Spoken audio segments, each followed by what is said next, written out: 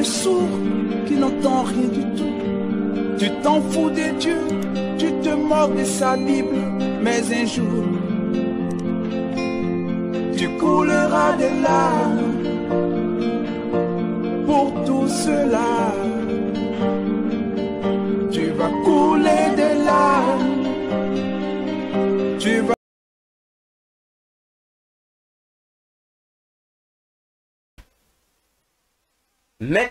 Le monde de ténèbres va mettre en place une des nouvelles stratégies visant à renforcer la politique de la perversion sexuelle à travers le monde. Et ça doit nous interpeller, nous, l'Église chrétienne. Parce qu'aujourd'hui, comme plusieurs années auparavant, lorsque nous avons parlé sur cette affaire d'homosexualité, ça paraissait être une phobie pour certains et une folie pour d'autres. Prenons toujours nous chrétiens qui parlons de ces choses pour des extrémistes. Voyons, et l'homosexualité, je l'ai dit dans plusieurs de mes enseignements, fait partie des caractéristiques qui vont définir le mode de vie de l'Antichrist pendant son règne ici sur terre. Voyons-nous, parce que le phénomène du transgenre fait partie de la vie sexuelle de ce démon antichrist. Parce que antichrist, c'est un transgenre, dit le prophète Daniel. Il sera à la fois, il couchera à la fois avec des hommes et avec des femmes. Mais sa priorité sera plus les femmes, et plutôt les hommes. Ce sera un homosexuel pur et simple. Voyez-vous, d'ailleurs, en 2005, lors de l'une de mes visites dans le monde satanique souterrain, je vous ai dit que j'ai vu là-bas ces looks bizarres et ces théories bizarres sur la théorie du genre. Je l'ai vu là-bas. Voyez-vous? Donc, c'est déjà un principe qui est conçu ainsi pour servir pour le compte du monde des ténèbres. Voyons-nous, parce que l'homosexualité, ce n'est qu'une perversion des rapports hétérogènes créés par Dieu. Je m'explique. La Bible déclare que Dieu a créé un homme et une femme, n'est-ce pas? Tel que nous l'appelons directement, plutôt habituellement. Mais combien d'entre nous prêtons-nous attention à ces éléments-là? Dieu a créé un sexe masculin, il a aussi créé un sexe féminin, n'est-ce pas? Mais malgré le fait que les deux êtres vivants créés, les deux humains créés, aient des sexes différents, mais Dieu les appelait les deux par un même nom, par une même appellation. Dieu les appelait hommes. Comme on dirait chez nous aujourd'hui, hommes, entre guillemets avec grand H. Dieu les appelait hommes. Voyez-vous, Dieu les appelait hommes. Alors, la question c'est de savoir, aux yeux de Dieu, les deux étaient une seule personne. Adam égale à Ève, Ève égale à Adam. Une seule personne, mais ayant une certaine différence. Puisque le monde des ténèbres a pour objectif principal de modifier les lois de Dieu, de falsifier la création de Dieu, ils sont donc obligés de falsifier ce procédure divin pour créer à leur tour Le contraire de ce que Dieu fait. Il va donc prendre homme, femme. Voyons-nous. Je montre encore.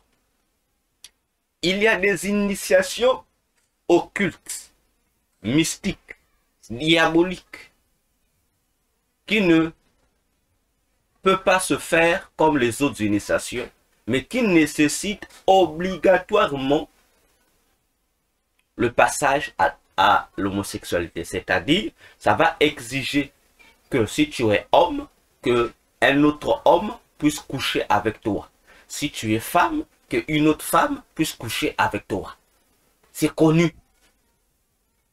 Et parmi les sciences mystiques qui obligent ce genre de pratiques sataniques, vous avez la Kabbale. Ici, je parle de la Kabbale. Je ne parle pas de la Kabbale juive. Je ne parle pas de la Kabbale égyptienne ou de la Kabbale, je ne sais pas quoi. Je dis la Kabbale. Parce que la Kabbale, c'est une science occulte à l'intérieur de laquelle chaque peuple, chaque tribu vient y apporter sa touche selon leur manière. Voyez-vous? C'est pourquoi vous constaterez un fait. Certains vous diront la Kabbale vient d'Égypte, c'est faux. Voyez-vous? La Kabbale égyptienne existe, la Kabbale juive existe, la Kabbale française existe, la Kabbale congolaise existe, la Kabbale américaine existe. Ce qu'aujourd'hui l'on appelle par la Kabbale. Mais ça veut dire quoi? Le mot Kabbale lui-même veut simplement dire transmission orale. Donc lorsqu'on parle de la Kabbale, on fait allusion à une connaissance mystique qui a été transmise de génération en génération de manière orale. Voilà ce que c'est la Kabbale. Pour ceux qui ont été dans l'occultisme comme moi, ils savent que lorsqu'on parle de la Kabbale, on parle de ce que communément parlant, nous appelons par le fétichisme, ou pour mieux dire l'animisme. C'est quoi le fétichisme? C'est quoi l'animisme? C'est le fait de travailler avec les élémentaux, c'est-à-dire les éléments de la nature. Voyez-vous? Parce que c'est les expressions utilisées dans l'occultisme. Les élémentaux, donc les éléments qui composent la nature. Voyez-vous? Et parmi les éléments qui composent la nature, vous avez l'eau, l'air, le feu, la terre. N'est-ce pas? En dehors de ces quatre éléments, que nous appelons les quatre éléments de la nature ou de l'univers, vous avez à côté d'autres créatures de Dieu.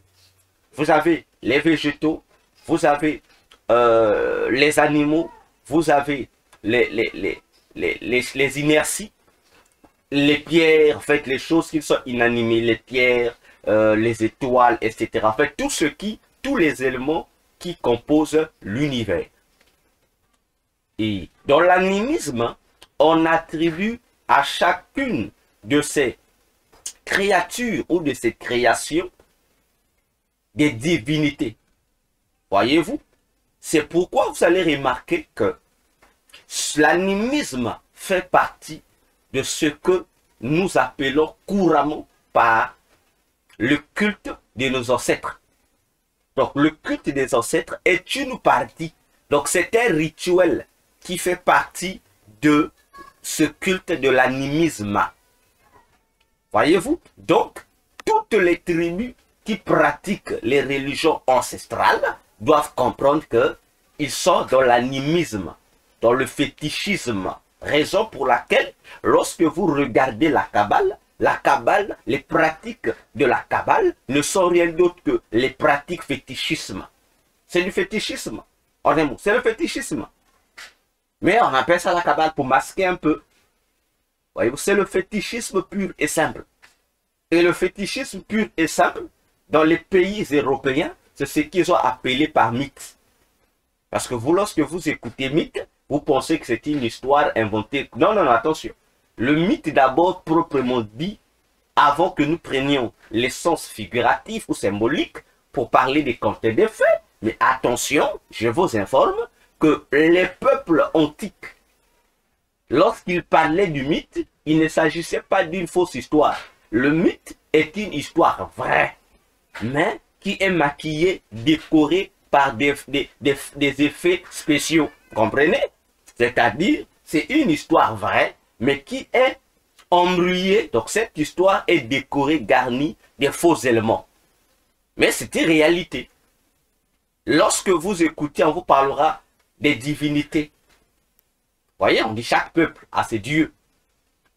On dit dans le mythe, dans le mythe grec, voilà, dans le mythe romain, dans le mythe ceci, dans le mythe africain. Vous voyez, vous allez comprendre que dans ces mythes-là, ce qu'on veut raconter sont des faits vrais, mais dont les véritables déroulements des faits ont été masqués par des effets spéciaux. Voyez-vous? Et on aime le mythe, c'est quoi? C'est le fétichisme. Le mythe, c'est quoi? Ce n'est que le drapeau du fétichisme. Mais c'est une réalité. C'est le drapeau du fétichisme, en fait. Le mythe, c'est l'ambassade du fétichisme. Voyez-vous? Raison pour laquelle vous allez voir les gens qui adorent les lunes, les gens qui adorent les étoiles, les gens qui adorent les astres, les gens qui adorent le bois, les gens qui... En fait, c'est l'idolâtrie pure et simple. Le fétichisme, l'animisme ou la kabbale. Dieu n'est pas dedans. Alors, dans la kabbale, l'homosexualité fait partie des rituels de base. Je le dis et je le souligne. Et la mauvaise des kabbales, bon, mauvaise dans le sens où là-bas, cette pratique est vraiment comme un passage obligé pour avoir la puissance, pour avoir la renommée, pour avoir le succès. C'est quoi? C'est les rapports sexuels par l'anus, appelés couramment par la sodomie. Hein? D'accord. 99, je dis, 99% de ceux qui sont à la kabbale sont des homosexuels. 99% de ceux qui sont dans la kabbale sont des homosexuels. En dehors du côté pervers sexuel, ils sont des homosexuels. On couche avec eux par le derrière. Ainsi, plusieurs pasteurs des églises aujourd'hui, j'insiste et je précise, la plupart des pasteurs qui vous parlent de la voyance, je vois le surnaturel. Voilà, ton nom commence par telle lettre, ton numéro de téléphone c'est ceci, ce sont des homosexuels. On leur met ça derrière. Ce sont des homosexuels, des homosexuels. La plupart des pasteurs qui viennent approuver le phénomène de la sodomie, qui vous disent que sodomiser votre femme, ce n'est pas un péché, ce sont des pasteurs qui sont dans l'occultisme. Je le dis, ce sont des pasteurs qui sont dans l'occultisme. Et je pèse mes mots. Je répète encore, les pasteurs qui approuvent la sodomie sont dans l'occultisme.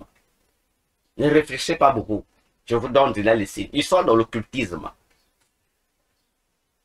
C'est parce que vous ne prêtez pas attention à ce qu'ils enseignent et aux rituels qu'ils font passer pour être des pratiques du surnaturel. Bon, je vous comprends. Parce que vous n'avez pas la connaissance des pratiques occultes. C'est pourquoi vous ne pouvez pas les comprendre. Voyez-vous. Vous parlez d'homosexualité. Mais exactement. Exactement. D'ailleurs, nous l'avons répété. Le Seigneur Jésus-Christ, parmi les grandes stratégies mises en place par le monde des ténèbres pour déstabiliser l'humanité de manière finale, il y a l'homosexualité. Jésus l'a dit. Ce qui a eu lieu à l'époque de Sodome et Gomorrhe, Jésus dit aura également lieu avant que lui ne revienne. Et qu'est-ce que vous ne comprenez pas? Nous l'avons expliqué dans plusieurs enseignements. Mais lorsqu'on parle de Sodome et Gomorrhe, quel est l'élément qui a fait descendre Dieu du ciel pour la terre? Mais c'est quoi? Lisez Genèse 18. Dieu a quitté le ciel et descendu. Il dit, je vais je passe là-bas. Je passe là-bas, je vais à Sodome pour voir si ce que j'écoute, le péché là, vraiment vient de monter, vient d'atteindre son corps. Je vais voir si ce que j'écoute est vrai. Je vais détruire cette vie. Mais c'était quoi? Mais c'était la pratique de l'homosexualité. C'était la sodomie. Voilà qu'on appelle la sodomie, la pratique qui était comme la pratique principale de la perversion sexuelle à Sodome. C'était quoi? L'effet de l'homosexualité. Voyez-vous? Et Jésus avait annoncé que ça doit revenir. Mais cela doit nous interpeller. Ça doit revenir. Ça doit revenir. Voyez-vous, l'esprit Sodome doit revenir. Attention. Je dis attention. Donc lorsque vous voyez aujourd'hui les mouvements homosexuels prendre de plus en plus d'ampleur, ne soyez pas scandalisés, même si ça énerve. Mais comprenez que la prophétie biblique est en train de faire ses preuves. Et à vous, frères et sœurs, de prendre conscience. Ne pensez pas que le fait que vous soyez intérieurement blessé, intérieurement scandalisé, mentalement démoralisé, que ça va changer quelque chose. Non, le problème ce n'est pas d'être ni démoralisé, n'être ni scandalisé, mais de se réveiller du sommeil, de chercher Jésus, de chercher à donner nos vies à Jésus-Christ pour que nous soyons épargnés de ces ruses. Ah oui, vous vous plaignez aujourd'hui, surtout en Europe, que comment la perversion sexuelle est maintenant intégrée parmi les cours qu'on doit dispenser dans les écoles. Commençons depuis la maternelle. Les gens s'étonnent, oui, ça va rester ainsi. Et j'écoute certains confrères africains, comme consoeurs africaines, dire non, voilà, ça ne peut pas arriver en Afrique. Oh, ne vous inquiétez, ça va arriver. Ça va arriver. Ça va arriver en Afrique, ne vous en faites pas. Et ça sera encore plus grave en Afrique. Parce que je vais vous poser la question, parents, vous qui me suivez. Est-ce que vous prenez le soin de vérifier les contenus Internet que vos enfants consultent? Simple question. Parce qu'aujourd'hui, avec les réseaux sociaux que nous avons, là, Facebook, TikTok, Twitter, et surtout aujourd'hui, avec les sites comme Telegram, etc. Mais est-ce que vous, parents, prenez-vous le soin de visiter chaque site d'un réseau social, consulter ou dans lequel sont inscrits nos enfants? Allez-y, déjà, le petit enfant que tu crois être enfant, tu lui donnes l'opportunité d'avoir un téléphone smartphone. C'est bien un téléphone intelligent, c'est bien un téléphone Android, c'est bien. Mais est-ce que tu vérifies les contenus de son téléphone? Ah, je vous apprends que déjà, l'esprit pornographique est déjà dans nos enfants. Rentrez dans les sites que les enfants consultent. Combien de parents aujourd'hui consultent-ils les statuts WhatsApp ou les vidéos TikTok de leurs enfants? Les enfants publics, vous ne consultez pas les statuts. Consultez-les, vous serez scandalisés pour découvrir les choses cruelles, les perversions de nos enfants. Voyez-vous, ils sont déjà, l'esprit pornographique déjà a été incrusté dans les réseaux sociaux. Combien même aujourd'hui, tu peux travailler, tu es en train de travailler sur Facebook, mais tu es surpris qu'il y a une fenêtre pornographique qui apparaît, qui te demande de t'enregistrer. Et sur cette fenêtre pornographique, on présente des femmes nues. Parfois, on présente des posters d'un homme et une femme en pleine action. L'enfant n'a pas de yeux, n'est pas aveugle, l'enfant verra ça. Même si l'enfant n'était pas, l'enfant verra ça. Ah oui, mais je vous assure, l'enfant le verra. Voyez-vous?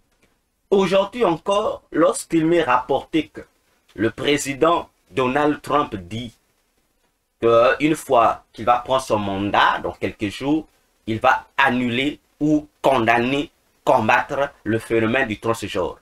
Et les gens l'acclament. Surtout les chrétiens voient en Donald Trump un nom de Dieu. Détrompez-vous, je vous ai déjà dit que c'est une falsification, c'est un mensonge. Comment Donald Trump veut-il combattre ce phénomène d'homosexualité de transgenre, tandis que lui-même, c'est un grand investisseur, c'est un grand partenaire de ces sociétés homosexuelles, de ces sociétés de pervers sexuels. Comment? Donc c'est comme ce que Donald Trump dit, vous, comme vous aimez ça. En fait, comment on appelle ça dans l'occultisme? C'est la manipulation mentale de masse par les médias. Les médias vous sondent. Les médias, qu'est-ce qu'ils font? Je vais vous donner un secret. Les médias, moi je ne sais pas si c'est le nom des médias ici. Les médias que vous écoutez là, que ce soit les médias internationaux, regardez ce qu'ils vous font faire. Ils utilisent le système diabolique mis en place par le philosophe allemand juif Karl Marx, qui a mis à jour le principe de la thèse, de l'antithèse et de la synthèse. C'est un principe diabolique. Ça n'a pas été donné pour nous aider dans les dissertations, non. L'objectif qui a été d'abord fait de base, c'est pour faciliter l'exécution des lois diaboliques. Alors, les médias en sont informés. D'ailleurs, la plupart de nos médias, surtout les médias nationaux, internationaux que nous aimons tous là, ce sont des médias qui sont contrôlés par des agents de Satan à haut niveau. Leur patron, leur chef, leur big directeur, ce sont des démons incarnés qui les gèrent. Donc, ils ont des lignes de conduite éditoriales à respecter. Attention. Alors, ils sont déjà instruits. Pour divertir la population, qu'est-ce qu'ils font? Ils jouent à ces principes de la thèse, de l'antithèse et de la synthèse. Qu'est-ce qu'ils vont faire? Ils vont, pour recenser, vous ne saurez pas, eux ils recensent, ils sont informés. Ils vont prendre les avis du peuple par rapport au sujet qui s'impose. Ils vont prendre les pour et les contre, la thèse et l'antithèse et la synthèse. Et c'est cela qu'ils vont faire quoi? Ils vont reformuler cela et c'est ce qu'ils vont vous présenter comme information dans les journaux. Donc on vous remet vos propres idées. On vous remet ça. Pour vous faire, en fait, c'est pour vous motiver. Donc qu'est-ce que les médias font? Les médias ne prennent que ce que vous pensez et vous les remettent sans que vous en rendez compte. Mais les vraies versions, on ne vous le dira pas. On cache, on ne vous dira pas ça. Donc on joue avec vos opinions en fait. Donc, on vous présente vos propres opinions encore sous une autre forme, sous une forme journalisée, sous une forme télévisée ou forme d'émission radio. On vous remet vos propres idées. Parce que quoi? Ils savent que vous aimez ça. On doit alimenter vos besoins. On doit alimenter votre satisfaction. Vous donnez raison. Mais alors qu'en réalité, vous n'avez pas raison. Voilà comment nous sommes manipulés lorsque nous aimons écouter les informations. Et je l'ai toujours dit. On vous parlera de la guerre. Actuellement, on parle depuis la guerre de l'Ukraine qui a commencé à longtemps. Je vous ai dit que la guerre là, c'est un théâtre. C'est deux juifs qui sont en train de se combattre. Un juif qu'on appelle Poutine, un autre juif qu'on appelle, je ne sais pas comment on l'appelle, je ne maîtrise pas trop le nom du président ukrainien. Donc c'est un théâtre. Et le perdant du théâtre, c'est la population. Les sacrifices sont en train d'être donnés. La piscine du diable est en train d'être remplie. Aujourd'hui, on parle Israël et Hamas, un autre théâtre. Et voilà encore, aujourd'hui encore, toujours aujourd'hui, on vous parle de la Syrie. Donc, on est en train de manipuler vos pensées. Mais on ne vous dira pas la réalité de ce qui se passe. On vous donne ce que vous voulez savoir. Ce que vous pensez être, c'est ce qu'on vous remet. Mais la vérité, on ne vous dira pas ça. Je vous assure, on ne vous dira pas cette vérité. On ne vous dira pas que Poutine était déjà mort il y a longtemps. Que l'individu qui est là, c'est pas Poutine. C'est un remplaçant de Poutine, c'est un démon incarné. Mais le vrai Poutine n'existe plus. Depuis 2015. Le média ne vous le dira pas, mais ils savent. Ah oui, on vous le dira pas. Voyez-vous. Donc il y a des réalités politiques qu'on ne peut pas vous le dire. On cache. On les cache. De sorte que vous puissiez vous en rendre compte. Voyons-nous. Donc, l'homosexualité est l'élément de base. Et ça va encore augmenter ces choses-là. Que ça vous plaise, non. La machine est déjà lancée. il n'y a plus de marche arrière. Donc ce que Donald Trump dit, c'est pour vous tromper, c'est pour vous amadouer, c'est pour vous faire plaisir.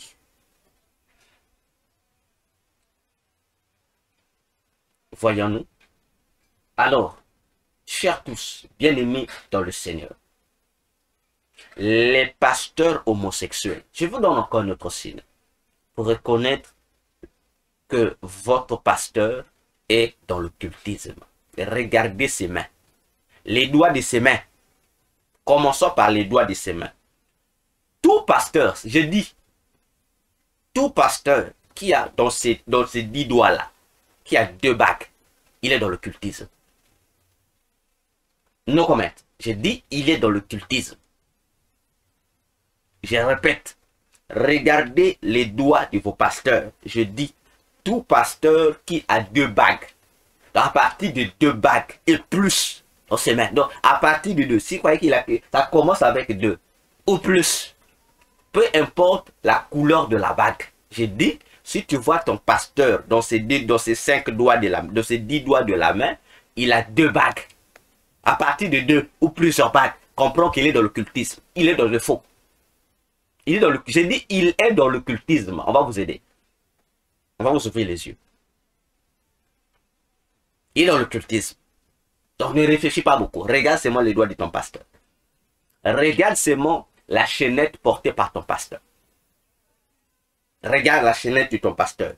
La chaînette, son collier. Regarde seulement son collier. Ou même la forme de sa chaînette.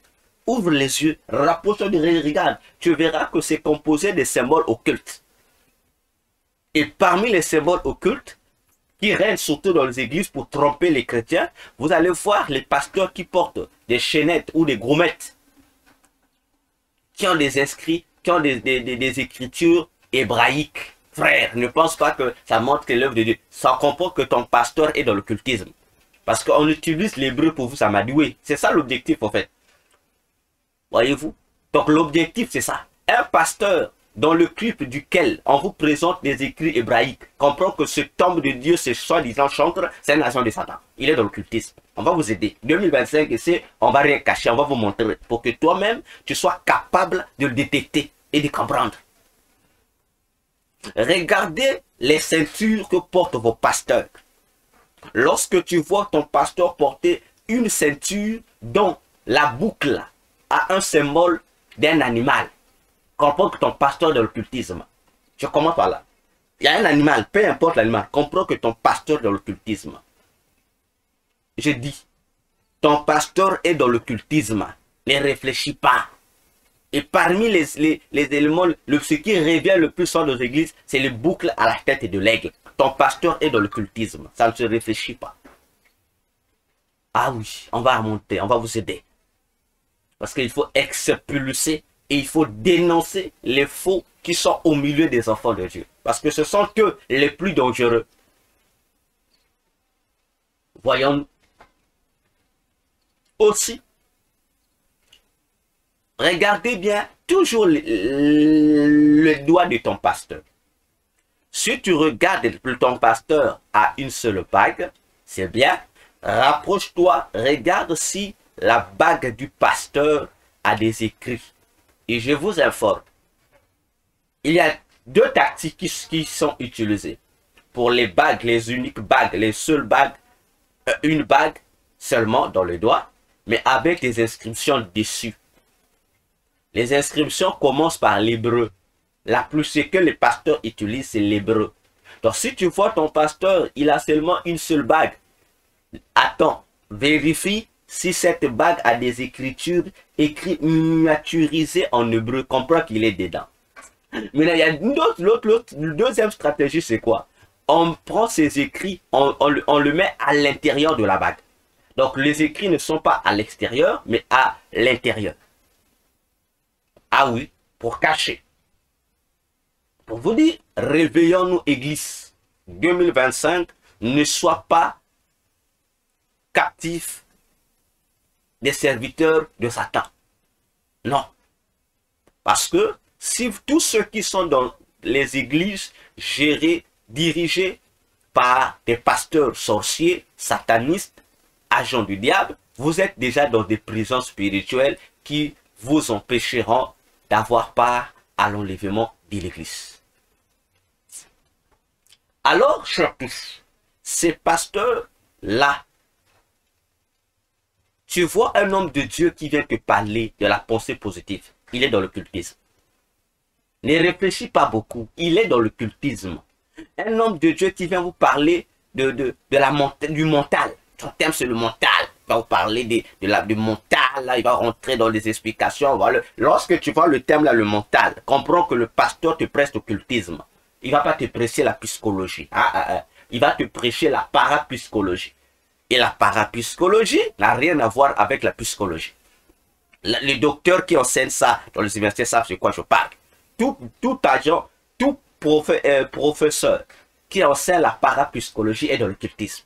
Tu ne peux pas enseigner la parapsychologie si tu n'es pas dans l'occultisme. Impossible. Je dis impossible avec grand I. Comme on dit en anglais, impossible. Parce que la parapsychologie, c'est le côté mystique de la psychologie.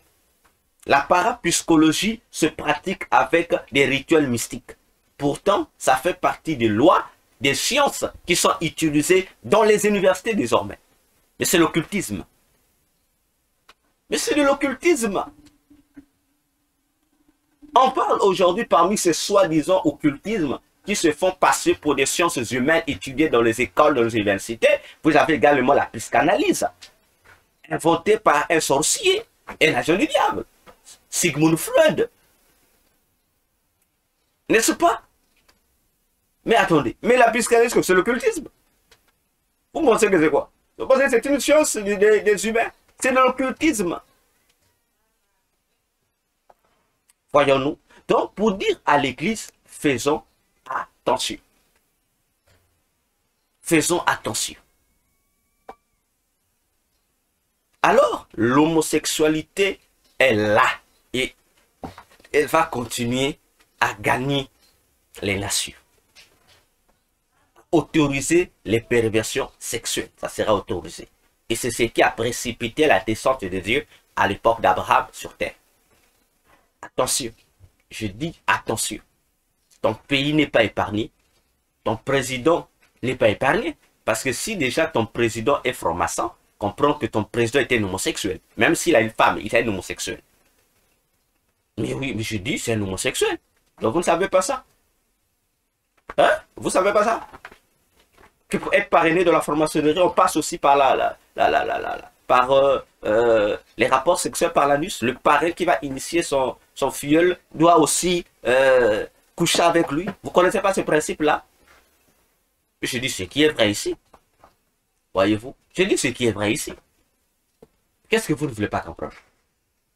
Je vais encore vous aider. Je vais vous aider encore. Lorsque tu rentres dans les pratiques occultes, au fur et à mesure que tu demandes des puissances élevées, lorsque vous êtes lié dans la franc-maçonnerie ou dans la Rose-Croix, tu ne pourras pas éviter les rapports sexuels pervers. Tu ne peux pas éviter. C'est pourquoi ils sont obligés de coucher avec leurs enfants garçons comme leurs enfants filles. C'est comme ça que ça se passe. Vous pensez que c'est pourquoi? Pensez que dans nos traditions là, lorsqu'on est dans l'argent, on disait autrefois, non, les gens de la même famille se marient entre eux, voilà, c'est pour perdurer, la richesse tourne dans la famille, on copie, surtout les traditionalistes aiment copier le système égyptien. Mais vous ne comprenez pas pourquoi les Égyptiens le faisaient. Vous pensez qu'ils le faisaient c'est pour cette fausse théorie là de conserver la richesse familiale ou la royauté dans la famille, non. Ça faisait partie des rituels mystiques pour nourrir le pouvoir du pharaon en place. Mais c'est comme ça. Mais d'ailleurs, l'homosexualité n'est pas quelque chose d'étrange en Égypte. Et la personne qui a même mis le sceau sur ça, qui a encore donné du tonus à cette homosexualité, mais c'est la personne qui est aujourd'hui considérée comme le fameux créateur du monothéisme, le pharaon Aménophis IV, encore se surnommant Akhenaton. Akhenaton était un homosexuel avéré. Ça, les égyptologues et les panafricanistes ne vous disent pas ça. Hein? On vous dit c'est un bon gars, mais on ne vous dit pas qu'il était homosexuel. Là, on ne vous dit pas. Oui, là, on cache. Et on vous prétend que, voilà, la Bible a copié les systèmes des prières, les systèmes cultuels d'Akhenaton. Mais je suis désolé si vous êtes ignorant, allez vous informer. Le nom que lui il a pris, son nom de naissance, Amenophis IV, c'est le nom de Dieu. Ce n'est pas la Bible qui a copié chez Akhenaton, c'est Akhenaton qui a copié dans la Bible. On va y arriver lorsqu'on va parler de l'histoire de Joseph en Égypte. Vous allez comprendre ces choses-là. Déjà en avance, je vous apprends. Le temple que vous, aujourd'hui, vous appelez le temple de Karnak. Le grand temple de Karnak qui est le temple d'Amon. Mais je vous pose la question, pour interroger les égyptologues, pourquoi commence-t-il l'histoire de ce temple-là avec le pharaon propriétaire du dieu Amon? Pourquoi on commence avec lui? Pourquoi? On commence avec, je crois, le pharaon Toutmès III, si je ne me trompe pas. Pourquoi on commence avec lui? Alors que ça n'a pas été construit. Lui, dans quelle dynastie? Je pense, lui commence avec, à partir de la, je crois, entre 18 et 17e dynastie. Mais non, je suis désolé. Le temple de Karnak commence à partir de la 4e dynastie. Non, la 4e dynastie. Mais qui a construit ce temple-là? Ce n'est pas un pharaon égyptien. Je suis désolé. Le temple de Karnak n'a pas été construit par pharaon, ni par aucun égyptien. Ça a été bâti par Joseph. Et les premiers prêtres qui ont travaillé là-bas, ce n'étaient pas des Égyptiens. Ce sont les Hébreux. Et le temple de Karnak était le temple réservé au Dieu d'Israël. Au Dieu d'Israël qui était appelé en égyptien par le Dieu Mpinta. Avant que, plus tard, que cela soit modifié pour être donné aux démons. Hein? Si vous n'êtes pas informés, vous les panafricanistes qui venez foutre la pagaille, fourrez vos nez dans des choses auxquelles vous ne maîtrisez pas. Informez-vous, vous aimez trop parler la Bible, accompagné chez les Égyptiens, mais ce sont les Égyptiens qui ont hérité et falsifié l'histoire de la Bible, sans que vous puissiez vous en rendre compte. Vous acclamez aujourd'hui les pyramides égyptiennes, vous les acclamez, c'est notre chef-d'œuvre. Mais vous ne vous êtes jamais informé que les pyramides là, ceux qui l'ont bâti, ceux qui en sont les initiateurs, vous n'êtes pas informés. Les Égyptiens n'ont pris qu'après. Et ils sont appropriés après, mais ça n'appartient pas aux Égyptiens. Ce n'est pas un Égyptien qui a l'initiative de créer ça. Je suis désolé. Vous frappez, vous tapez les généalogies égyptiennes, mais la généalogie égyptienne n'est pas le fruit de l'Égypte. Je suis désolé, c'est le fruit d'Israël. On en parlera. Parce qu'arrêtez de divertir les gens. Ne prenez pas les chrétiens pour des bêtes. Nous ne sommes pas bêtes, nous sommes intelligents. Et nous sommes mieux informés que vous parce que vous dites des mensonges à vos adeptes. Pour simplement les approfondir encore dans votre occultisme que vous appelez le culte de nos ancêtres. Et vous prétendez être les descendants des Égyptiens. Hein? Vous dites non, l'Égypte, l'Afrique ancienne s'appelait un Kama. Vous êtes sûr? Quel mensonge! Même un bébé ne peut pas croire ce mensonge. Comment vous dites que autrefois l'Afrique s'appelait un Kama? Vous avez quelle base? Ou vous confondez les territoires. Parce qu'à l'époque, dans l'Antiquité, l'Afrique n'existait pas, mes frères. Hein? Ne trompez pas. Il y avait que les pays, les continents n'existaient même pas. Maintenant, vous dites que l'Afrique était appelée Kama. Quel est le pays qu'on appelait un Kama? Est-ce c'est l'Afrique? Ou c'est l'Égypte? Ou c'est le Soudan? Ou c'est l'Éthiopie? Ou c'est la Nubie? Ou je ne sais pas quoi encore? Précisez-nous, parce que ne nous trompez pas. Le mot Afrique, d'abord, n'est pas africain. Ça, moi, vous le savez. Le mot Afrique n'est pas africain. Ah, donc arrêtez avec ces manipulations mentales. L'heure de la vérité a sonné. Oh, nous allons montrer dans l'histoire entre les africanistes, les soi-disant archéologues, les soi-disant savants scientifiques et la Bible, qui a menti, qui dit vrai.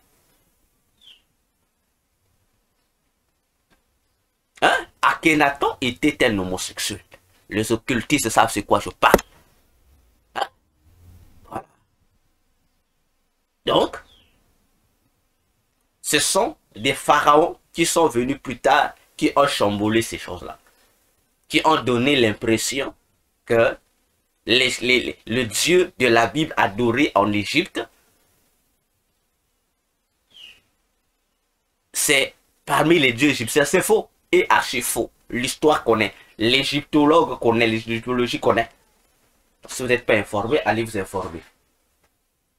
Donc, faisons attention. Je dis faisons attention. Parce que ces choses vont s'intensifier de plus belle en 2025. Les pasteurs homosexuels sont là. Et c'est validé. Et faites attention. J'ai dit faites attention. Voilà ce que représente Ponce Pilate, la personne, la losse de la mer, un instrument, un mercenaire du peuple de la mer, qui sont les peuples caractérisés par la séduction.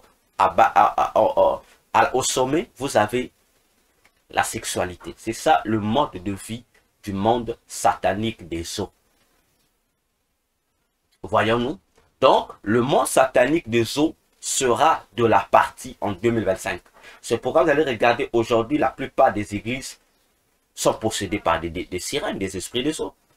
Preuve, regardez les délivrances qui se font. Regardez vous-même. Les esprits des gens qui tombent là. C'est quoi? Sirène. Sirène des eaux. Sirène des eaux. Mais comment les églises peuvent-elles être possédées à tel niveau? Comment les frères et les sœurs, surtout les sœurs, peuvent-elles être possédées tous les jours par les mêmes esprits des eaux? Donc vous pensez que ce sont seulement les sœurs qui vont chercher les esprits des eaux? Non, je suis désolé. Comment vous allez nous expliquer? Parmi les choses qui attirent les esprits des eaux sur les gens, vous avez quoi? Vous avez des habillements impudiques. Lorsque une femme s'habille, surtout les femmes qui aiment s'habiller en laissant leur nombril dehors. Sachez-le déjà que vous donnez accès aux esprits des eaux aussi de vous posséder gratuitement. Vous qui aimez vous habiller en exposant vos parties intimes, les vêtements que vous appelez des vêtements sexy, en aimant les vêtements impudiques, attirent les esprits des eaux dans les vies des gens. Ah oui, vous les ramassez. Ils n'ont pas besoin forcément que tu ailles là où il y a un cours d'eau. Je suis désolé. Les esprits des eaux se trouvent partout. Et surtout sur les ronds-points. Ils sont là partout. Donc lorsque tu passes, le fait que ton accoutrement sexy ou ton accoutrement impudique l'a attiré, l'esprit la rentre chez toi. Ça te possède, ou si c'est une sirène masculine, cette sirène-là fera de toi son mari. Que je ne le veux pas. Maintenant, nos sœurs qui viennent à l'église s'habillent décemment. Mais comment sont-elles possédées par les esprits des eaux? Je vais vous donner encore un secret ici. La plupart des esprits des eaux qui se manifestent dans les corps des gens dans les églises, ce ne sont pas des esprits des eaux que les sœurs vont s'attraper dehors. Mais ce sont des esprits des eaux qui sont introduits dans les corps des sœurs et des frères dans les églises par leurs pasteurs. Par les hommes de Dieu qui les imposent les mains. Je vous dis ce qui est vrai. Si on ne vous dit pas, profitez au moins que je vous dise la vérité. Ah oui, parce que je vous apprends. Aujourd'hui, avec les pratiques de la cabale et du fétichisme, les pasteurs aujourd'hui, en contrepartie, ils reçoivent de la puissance du diable, mais comme offrande, ils doivent sacrifier les âmes de leurs églises. Donc, ils sont obligés de faire quoi? Parmi les sacrifices, ce n'est pas forcément les actes de tuer, non. Ils peuvent sacrifier une partie de vos bénédictions ou de votre vie. Mais en contrepartie, on vous remplit de démons. Lorsque vous venez là, le pasteur fait des rituels bizarres. Vous aussi, vous acceptez. Le pasteur commence à prier, vous impose les mains. Mais lui, il t'impose les mains. Mes frères, écoutez, je vais vous dire une chose qui doit vous interpeller. Lorsque un homme de Dieu prie sur toi, il t'impose les mains et il parle en langue, n'accepte jamais ça. Je dis, qu'il soit vrai ou faux, je te dis, n'accepte jamais ça.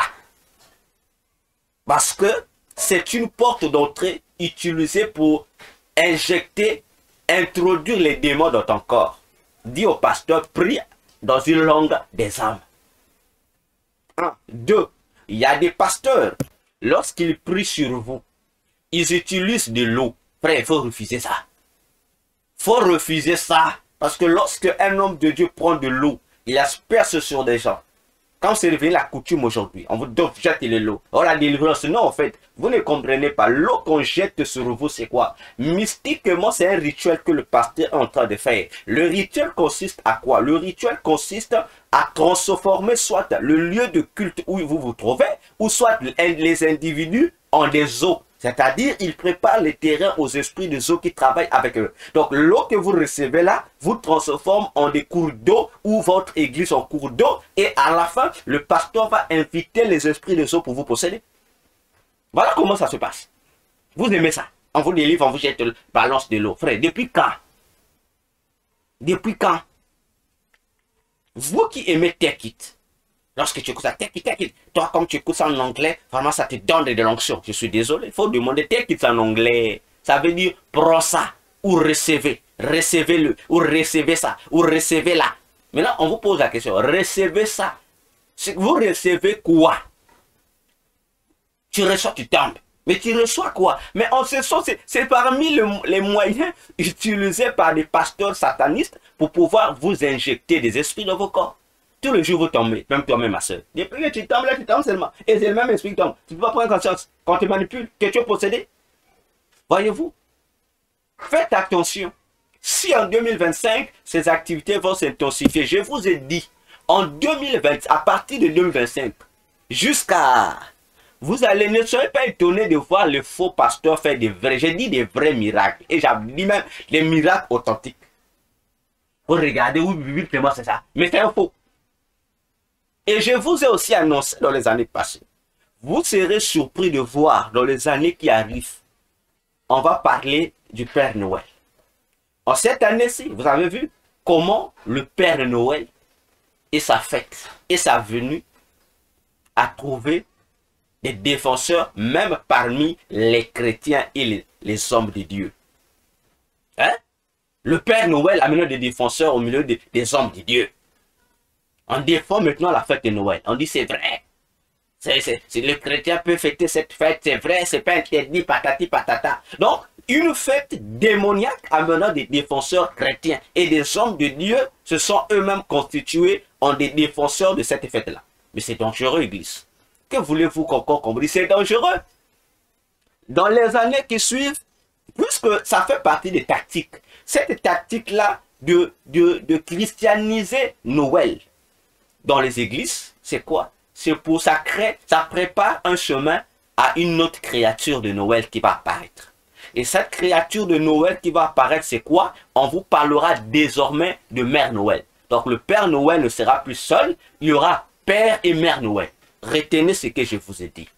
J'ai dit retenez ça. On vous parlera de Papa Noël et de Maman Noël. Il y aura maintenant un couple Noël. Retenez ça. Parce que le principe, il faut qu'il dans les églises qu'on ait des défenseurs de ça. Une fois qu'elle est défenseur de ça, et on va maintenant, ça va préparer le terrain à Maman Noël. Ah, je dis retenez ça. Et je répète et j'insiste, retenez ça. Parce que peu importe les arguments que les pasteurs évoquent aujourd'hui pour valoriser Noël, j'ai dit Noël n'a aucun rapport avec l'église, ni la Bible, ni Jésus. Aucun rapport. Donc, et je dis, les pasteurs qui sont en train de soutenir Noël, ils sont déjà envoûtés. Nombreux sont dans le cultisme, la plupart sont des envoûtés. Ah oui. Donc, attention. Les pasteurs sont devenus des fournisseurs des démons dans les corps de leurs propres fidèles. Et nous insistons, vous aimez ça. Vous qui vous faites la voyance là, où on vous dit clairement que c'est la voyance, sachez-le déjà que le pasteur qui te fait faire la voyance là, c'est ton fournisseur des démons. Il te fournit des démons dans ton corps. Il faut te fournir les démons. Et lorsque vous voyez un pasteur prendre son cours, les prophètes qui viennent vous dire, je suis venu avec 100 miracles. Non, 100 miracles. Je suis venu avec 200 prophéties. J'ai 800 prophéties. On a venu avec 10 prophéties. Frère, je te dis de tout mon cœur, c'est un sorcier. C'est un sataniste. Ne réfléchis pas. C'est un sataniste. Hein? C'est un sataniste. Ne réfléchis pas. C'est un sataniste. Voyons-nous. Donc, faites attention. avec les esprits des eaux, c'est-à-dire représentés ici par Ponce Pilate, le gouverneur, le préfet. J'ai dit, faites attention. Toujours dans cet élément des eaux, je monte encore, mes frères. Savez-vous, dans la Bible, il y a un peuple qui appartenait aux eaux. On les appelait le peuple de la mer, parmi les peuples de la mer. On les appelait le peuple de la mer, parmi les peuples de la mer. Ce sont les Philistins. Les Philistins, vous les connaissez, qui sont comptés parmi les ennemis farouches d'Israël dans la Bible. Hein? Ce sont des enfants des eaux. C'est un peuple qui appartient au monde satanique des eaux parce que le Dieu adoré par ce peuple-là, par cette tribu philistine, les Philistins, c'était un esprit des eaux. Dagon est un poisson, c'est un dieu poisson, c'est un esprit des eaux, Dagon. Comme la plupart des religions africaines adorent les esprits des eaux, les religions des Noirs adorent les esprits des eaux. Leur divinité principale, ce sont les esprits des eaux. Ah oui, lorsqu'on dit les gens se fâchent, fâchez-vous, ce sont les esprits des eaux. La plupart des pasteurs des églises des Noirs en Afrique ou dans l'Europe sont en alliance avec les esprits des eaux. Croient qu'ils peuvent aussi invoquer d'autres entités, mais les entités de base sont les esprits des eaux. Ça, vous devez le retenir.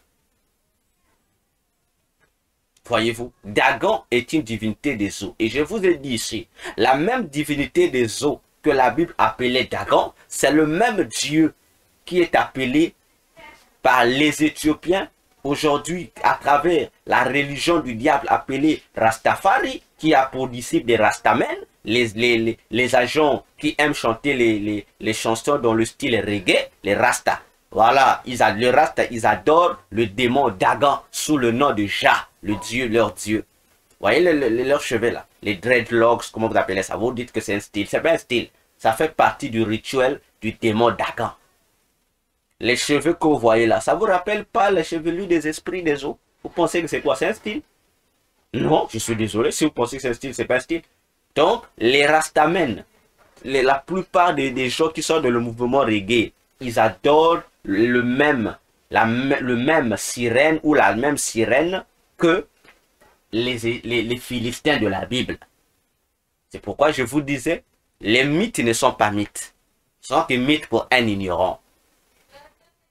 Un homme qui est dans le spirituel, que ce soit divin ou satanique, il sait que le mythe est une réalité. Voyons-nous, pour nous dire, faisons énormément attention. Je dis, faisons énormément attention. J'ai dit, faisons énormément attention. Vous avez des pasteurs aujourd'hui qui se tressent comme des femmes. Non, ouvrons un peu ce paramètre-là.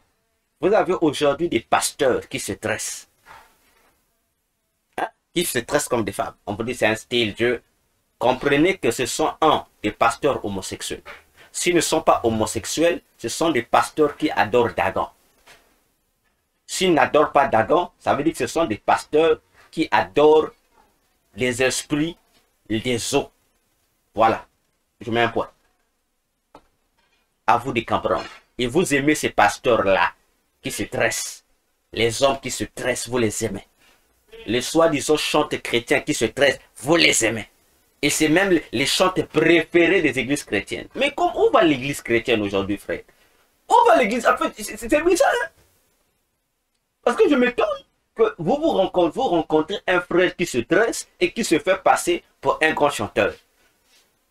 Et vous les acclamez. Ah! Et lorsque le docteur dit attention à tel chanteur, ah, vous vous fâchez. Mais c'est pas l'individu qui a ce bleu là. Comment s'est-il retrouvé dans Rotary Club? Moi, je vous pose la question. Comment s'est-il retrouvé? Lui chante chrétien. Mais il s'est retrouvé dans Rotary Club comment? Lorsque j'ai parlé, vous ne m'avez pas cru. Il s'est retrouvé là-bas comment? Rotary Club, c'est quoi? Rotary Club, c'est une secte. C'est une pépinière de la franc-maçonnerie. Donc, tous ceux qui sont dans Rotary Club, sachez-le que ils sont dans le cultisme. C'est une branche de la franc-maçonnerie. Maintenant, KS Blue se retrouve là-bas, comment? Et on vient chanter. Et vous dansez. Oh, chrétien, non, chrétien. Réveillons-nous. Satan nous a trop envoûtés. Réveillons-nous. J'ai dit, réveillons-nous. J'ai suivi. Il y a un pasteur. Vos pasteurs des réseaux sociaux. Il prêchait dans son église avec un français compliqué. La première fois où l'enseignant toxique m'a envoyé c'est un essai, sa vidéo, j'ai dit à l'enseignant toxique, ce pasteur-là, c'est un sataniste. Mais dis donc, comment mais il parle bien, même s'il complique son français, il dit, ce système qui le fait partie des systèmes sataniques. Ça fait partie des systèmes des gens qui ont été initiés dans l'occultisme. On leur demande de parler comme des philosophes, c'est-à-dire, ils parlent, mais ils utilisent un peu dans son français, ils compliquent le français. Il parle bien, il complique le français, ça fait partie des systèmes de séduction. Et voilà, le même pasteur ose dire, en dehors de toutes les bêtises qu'il raconte, il dit que les femmes et les maris de nuit n'existent pas. Il dit non, non, ça fait partie de vos stress. Mais j'ai dit, l'enseignant, tu as vu? Lorsque moi je vous parle, vous ne me croyez toujours pas. Béni soit le Seigneur, parce que la suite des temps me donne toujours raison. Comment un pasteur peut-il se permettre de dire ça? Je suis désolé. Ce pasteur est frère. Je répète ici. Moi, je n'ai pas mon peur, je dis la vérité. Lorsque tu vois un quelconque homme ou femme de Dieu te dire que les esprits appelés couramment femmes ou mari de nuit n'existent pas, comprends que ce pasteur est dans l'occultisme. Parce qu'on va maintenant mettre les points sur les i. Il est dans l'occultisme. Ne réfléchis pas. En fait, il fait partie des fournisseurs de ces mêmes esprits qu'il prétend ne pas exister là. En fait, le message c'est pour vous aider à mieux lui ouvrir les portes spirituelles de vos corps pour que lui puisse maintenant loger en vous ces esprits-là. Oui, je vous assure.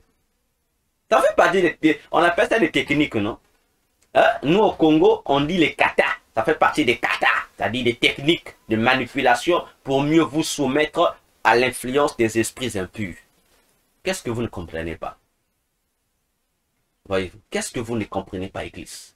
Tu vas rentrer en 2025 toujours esclave du diable. Tu es esclave du diable dans la maison de Dieu. Oui. Comment est-ce possible? Mais frère, mais Jésus a dit quoi? Hein, frère? Jésus, qu'a-t-il dit dans les évangiles à propos de son propre temple? Il a dit quoi? Il dit, pourquoi a-t-il chassé les gens au temple? Il a chassé qui? Vous connaissez l'histoire. Et en chassant, on lui a posé, pourquoi tu fais ça? Il dit, il n'avez-vous pas lu que il est écrit que cette maison sera la maison de prière pour toutes les nations. Et vous en avez fait une caverne des voleurs. Réfléchissez. Dans le temple de Dieu, en dehors du temple, on a encore créé une cellule à l'interne. Et une caverne des voleurs. Mais lisez également Ézéchiel 8, vous allez voir Dieu explique ces choses-là au prophète Ézéchiel. Que dans son propre temple, il y a aussi des sous-temples, il y a des démons qui sont adorés à l'intérieur de la maison de Dieu. Frère, vous lisez pas la Bible comment? Nous n'enseignons pas des choses imaginaires. Nous enseignons des choses qui sont vraies, confirmées dans la Bible. Et Psaume 64, verset 1 à 5, lisez ça. Comment le puissant vous informe que les ennemis de Dieu ont enlevé les signes de Dieu dans la maison de Dieu pour les remplacer par les signes du diable. Frère, c'est écrit dans la Bible, non? Vous ne lisez pas. Vous aimez seulement dire qu'est-ce qu'il dit. Mais nous lisons la vérité, vous ne lisez pas la Bible. Quel livre lisez-vous? Hein? Vous lisez le livre du surnaturel. Je suis désolé. Tant pis pour vous. Donc, faisons, je dis, attention. Ponce Pilate va se liguer avec Hérode, les Romains, les païens et Israël pour attaquer l'œuvre de Jésus. Comme cela s'est fait autrefois. Frère, faites attention. Je dis, faites attention. Parce que les Ponce Pilate, les élites, sous la gestion du pape sont aujourd'hui, ils sont là. Et dès le début, je suis en train d'insister. Les autorités religieuses et politiques seront des fournisseurs des esprits des eaux dans les vies des gens. Déjà, je vous informe. Fâchez-vous, hein? Fâchez-vous. Mais votre colère ne va rien faire. Il faut prier pour vous désenvoûter. Je dis ceci. Toutes les eaux du monde, je répète, toutes les eaux du monde, je parle en termes d'hydrographie, de cours d'eau, de l'hydrographie. Ah, frères, sont des armes utilisées pour manipuler la population. Je vais préciser. Tout président qui est dans l'occultisme ou dans la sorcellerie, je dis bien, je dis tout président, et surtout, les présidents qui ont mis du temps au pouvoir là. Je répète, tout président qui travaille avec Satan, surtout les présidents qui ont mis du temps au pouvoir là. Les présidents qui ont fait des années là, que vous connaissez au pouvoir. Qu'est-ce qu'ils font avec l'hydrographie, les eaux? Lorsque tout président arrive au pouvoir, il se peut qu'il ne soit pas agent de Satan. Il se peut même qu'il soit chrétien. Mais qu'est-ce qui se passe? Et c'est un élément que je suis en train de dénoncer depuis fort longtemps. Mais les gens n'écoutent toujours pas. Les gens continuent à écouter leurs pasteurs aveugles et ignorants qui ne connaissent rien de la spiritualité, mais qui prétendent être des hommes spirituels. Non, frère, la spiritualité n'est pas un nom. La spiritualité est une vie qui se vit. Dans le monde entier, dans tous les domaines clés de la société, il y a un domaine, il y a une dimension que Satan a choisi, c'est-à-dire une dimension de la renommée ou du succès donné ou de l'élévation donnée. Il y a un niveau où Satan a établi un barème. Et le barème de Satan là veut quoi? Tout celui qui atteint ce barème là, Satan t'envoie ses émissaires qui viendront pour te proposer des pactes avec le monde des ténèbres. De dire, soit tu peux être dans telle loge, dans telle fraternité occulte, ou tu peux t'initier dans l'occultisme. Je vous dis dans tous les domaines. Ne me posez pas la question, est-ce que c'est tel domaine? Je dis tous les domaines.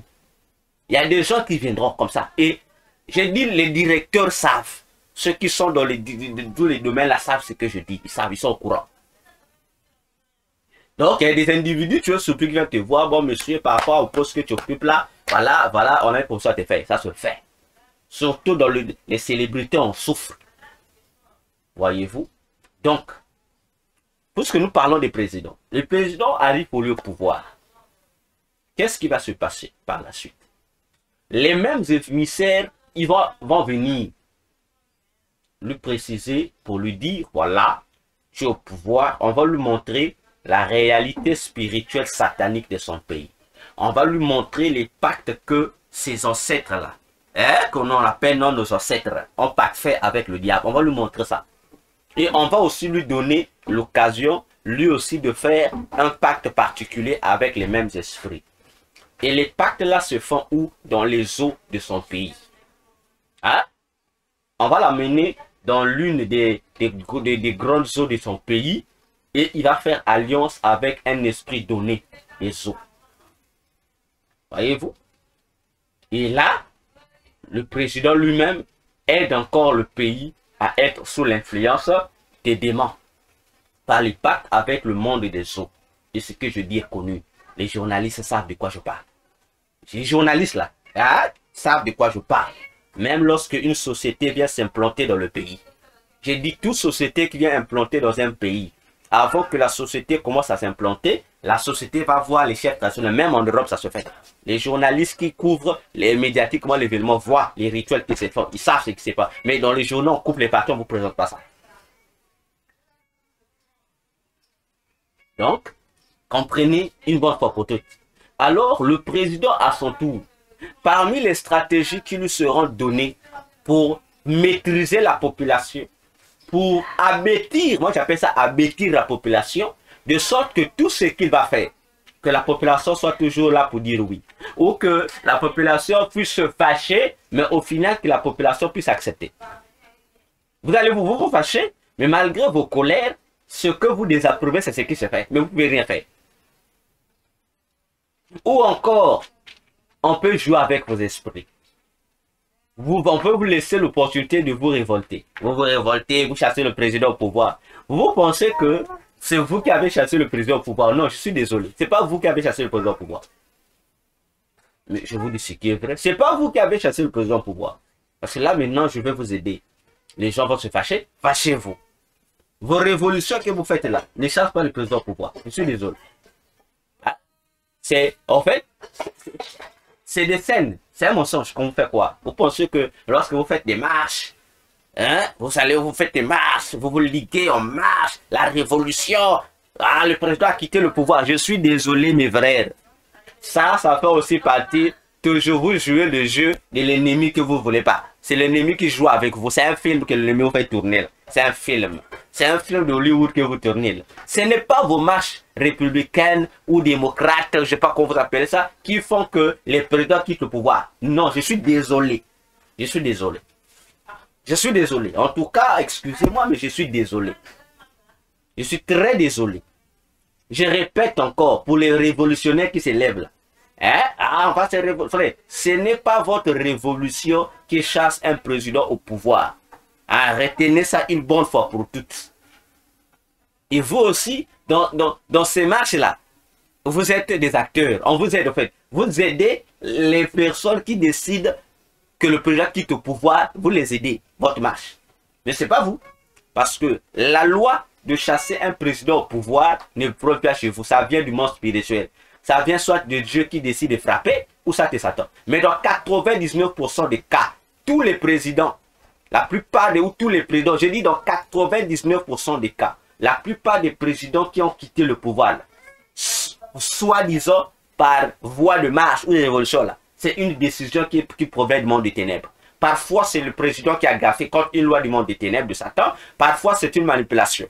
On dit, bon, le président quitte pour remplacer un pire que lui. Voilà. Revenons à nos moutons. Alors, ce président, pour soumettre la population à ses idéologies, même contraires à la population, est obligé de faire quoi? Il est obligé, on va lui donner la stratégie de maudire les eaux. En faisant quoi? En chiant sur les eaux. Je dis chier. Donc, on va prendre les cacas du président, les cacas de ses enfants, les cacas de sa femme, les cacas de son clan.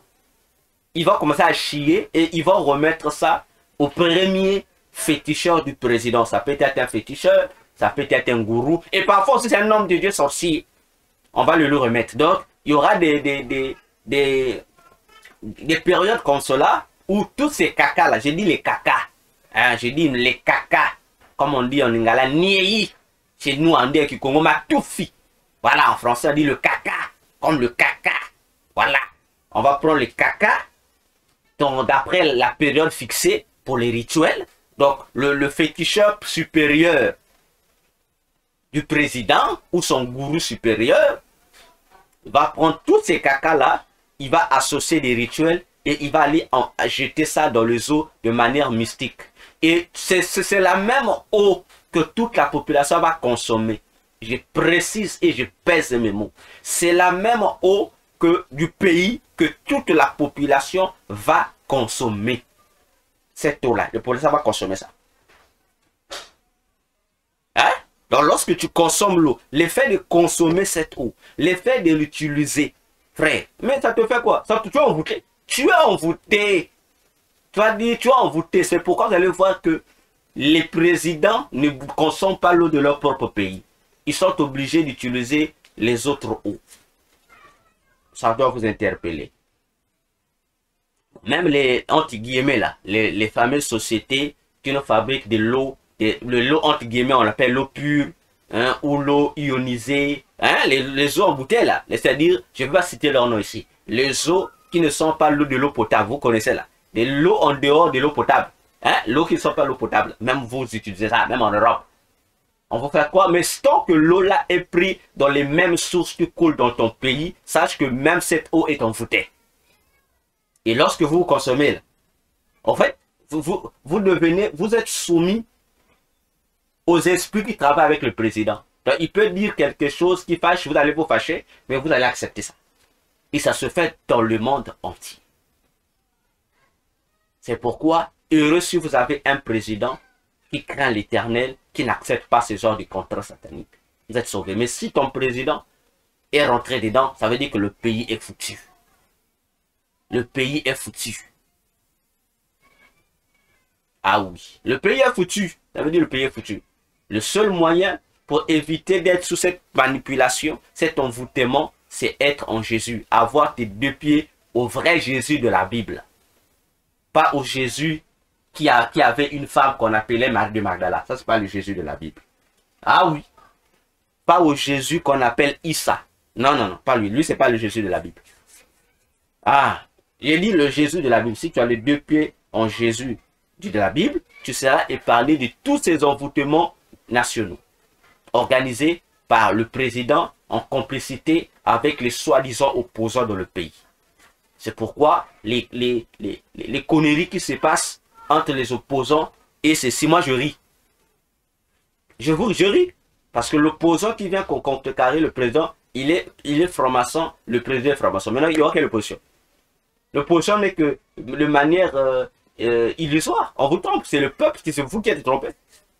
Donc, ouvrons nos oreilles pour dire le monde des eaux a une influence. Et cette influence va encore se manifester de plus belle en 2025. À côté de Ponce Pilate, il y a Hérode. Hérode, qui est-il? Hérode, le nom Hérode signifie héros. Ah oui. Hérode signifie héros. Or, dans Genèse 6, vous allez constater un élément important que Genèse 6 nous informe que c'était des héros qui faisaient obstruction aux voies de Dieu à l'époque de Noé. N'est-ce pas? C'était des héros qui faisaient obstruction aux voies du Seigneur au temps de Noé. Ah, réveille-toi mon frère, toi qui dors. Réveille-toi. Rappelle-toi aussi. Jésus a dit, ce qui arriva du temps de Noé arrivera de même avant l'avènement du Fils de l'homme. Donc avant que Jésus ne revienne, le monde va aussi subir les mêmes réalités que celles de l'époque de Noé. Ça veut dire que, frère, ici encore j'insiste, en 2025, Hérode va revenir. Tout comme Ponce Pilate reviendra pour combattre Jésus, sachez-le que Hérode va revenir. Hérode, la dynastie des Hérodes, Hérode sera là aussi en 2025. Acte 12, versets 21 à 23, donne une connotation sur Hérode. Informe que Hérode est un homme Dieu. C'est un roi Dieu. C'est aussi une divinité qui était adorée. Hérode, un homme qui se faisait adorer. Attention. Ça veut dire qu'en 2025, les Hérodes qui seront des héros. Héros de quoi? Ah, toi-même tu connais. Les chefs d'État sont des héros. Les pasteurs aujourd'hui sont des héros. Les sultanats sont des héros. En fait, les grands chefs là sont aujourd'hui des héros. Des héros. N'est-ce pas? Sachez-le que leur état d'héroïsme ou héroïque va les pousser à devenir des dieux dans les églises, dans les nations. C'est un principe. Et cette stratégie-là va se reproduire en 2025. J'ouvre une parenthèse. Vous avez déjà écouté et entendu parler d'une incantation satanique qu'on appelle la canonisation, pratiquée pas seulement par l'Église catholique. Non, les autres sectes aussi en pratiquent, je vais vous les démontrer. C'est quoi la canonisation?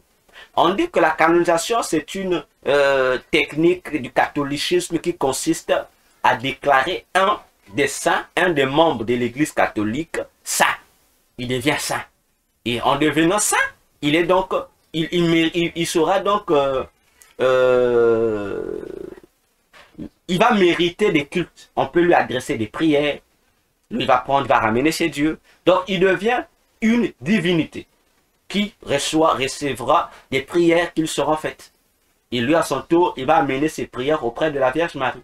Et la Vierge Marie, à son tour, va amener auprès de Jésus. Et Jésus, à son tour, va amener auprès de Dieu. Voilà le schéma.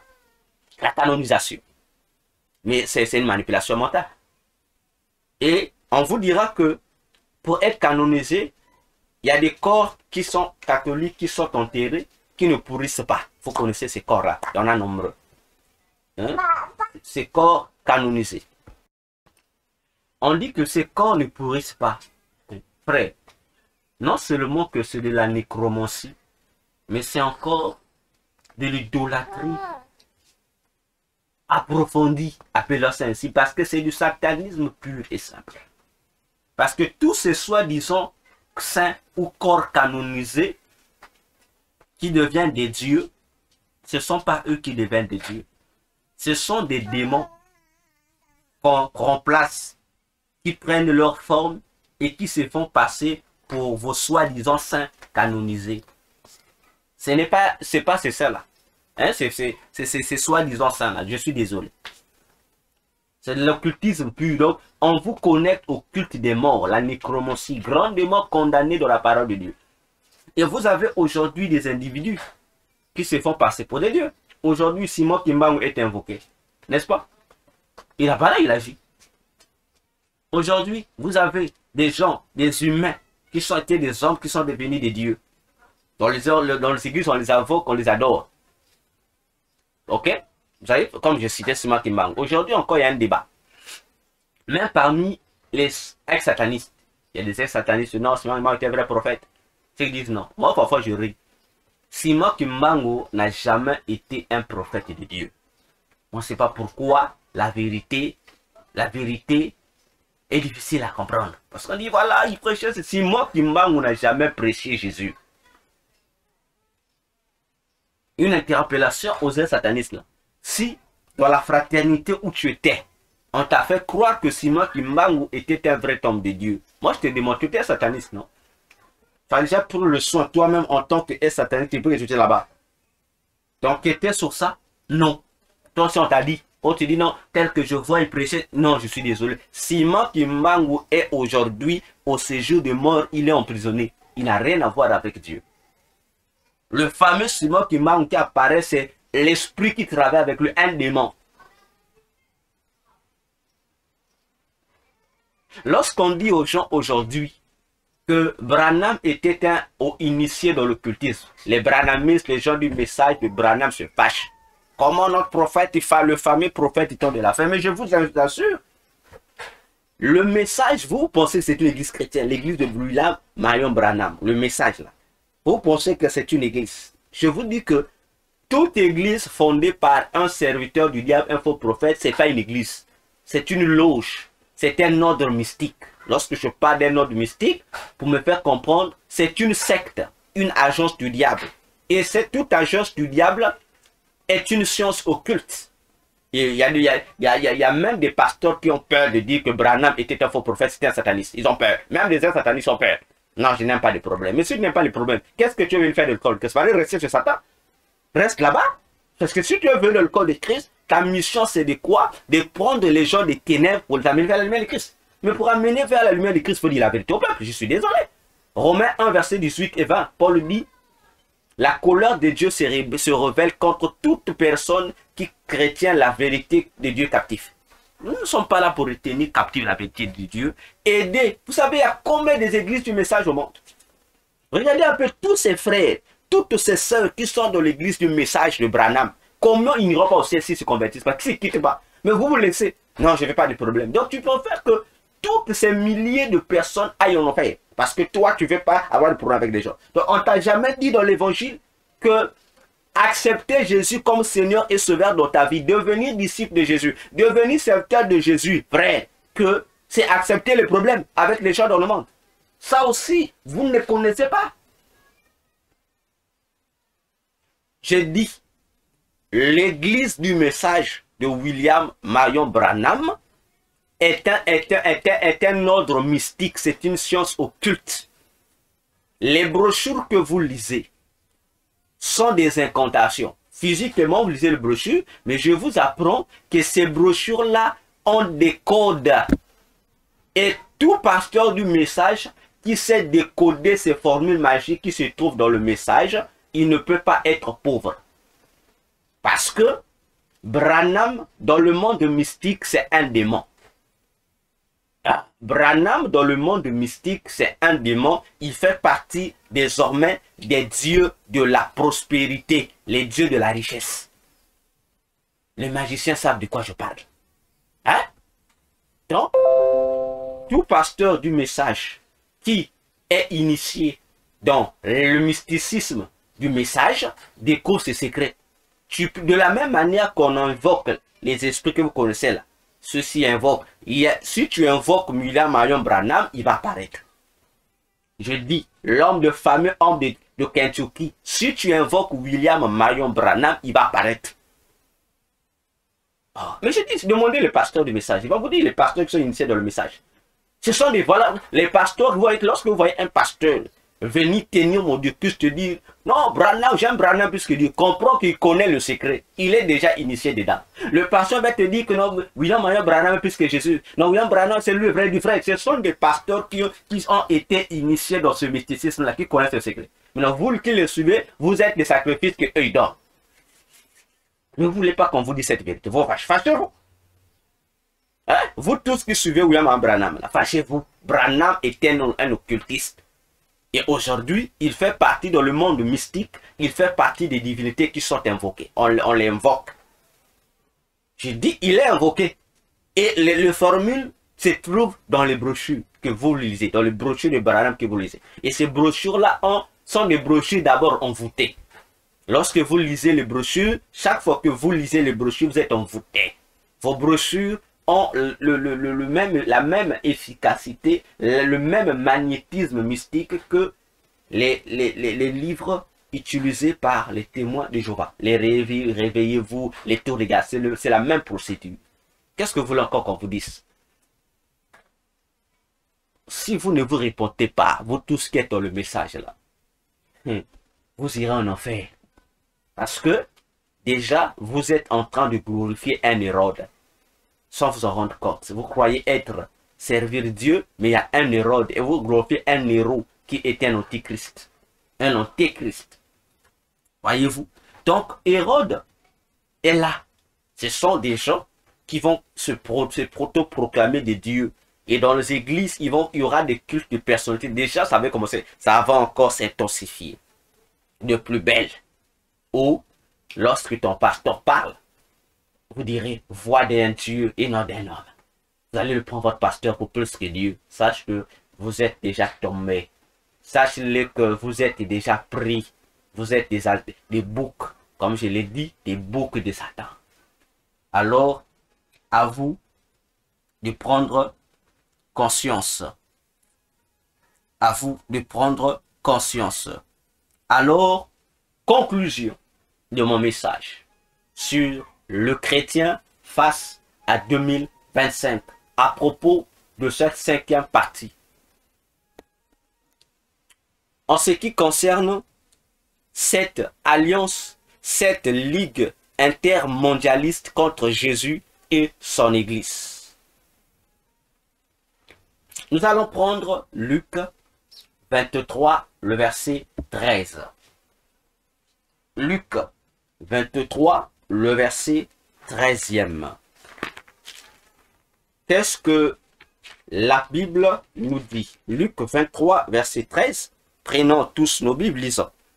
Pilate, ayant assemblé les principaux sacrificateurs, les magistrats, le peuple, leur dit.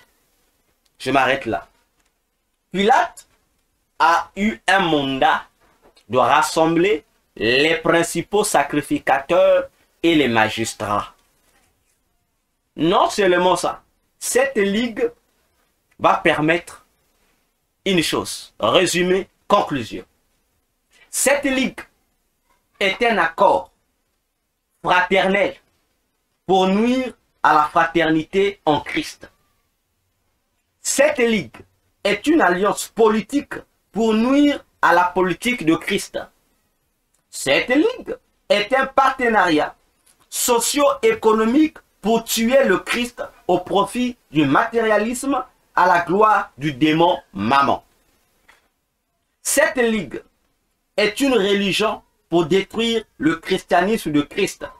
Cette ligue est une culture, civilisation pour combattre la culture du ciel sur la terre. En un mot et en définitive, le prophète Daniel, on parle dans la symbolique de la statue d'or fabriquée par le roi Nebuchadnezzar dans Daniel chapitre 2. Statue représentée par le dieu suprême de Babylone appelé Marduk, le dieu taureau, Satan en personne. Si vous lisez Daniel chapitre 2, vous connaissez la vision de la statuette. Vous connaissez.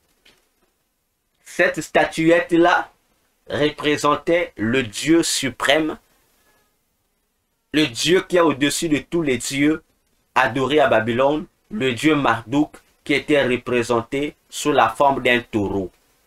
Je dis représenté sous la forme d'un taureau. Et ce taureau-là, c'est le diable lui-même. Attention, je finis mon étude prophétique ici.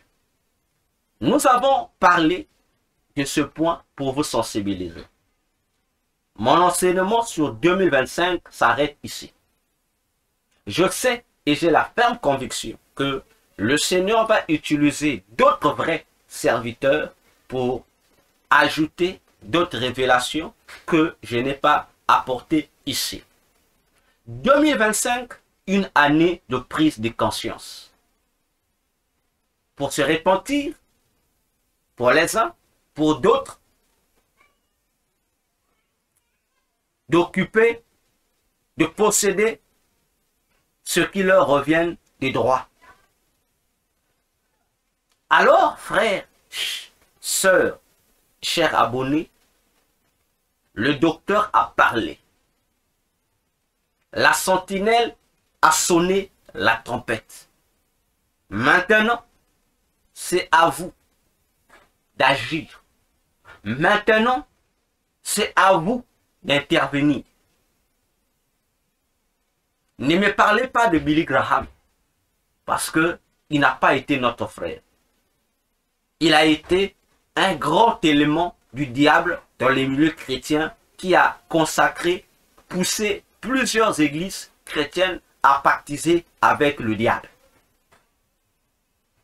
Si vous ne connaissez pas, je vous informe. Je n'ai pas peur lorsque je dis ces choses-là. Faites attention avec les individus qui viendront. Je suis le père du réveil. Faites attention. Faites attention, je vous l'avais dit, avec les thèmes qui vont accompagner la fameuse nuit de prière du 31. Il va émerger. J'ai dit, un pasteur vous parlera de l'émergence. Comprends qu'il est dedans. Le docteur Véracité, chrétien que je suis, j'ai parlé, je n'ai pas eu froid au dos, j'ai parlé. Que tu m'écoutes, que tu ne m'écoutes pas, ça ne me regarde pas. Ce qui m'intéresse et ce qui m'importe, c'est d'avoir annoncé les oracles de Jésus-Christ. La sentinelle a fait son travail. Alors, heureux le peuple qui connaît le son de la trompette, déclare la Bible. La Bible qui énerve certains. La Bible qui confond d'autres.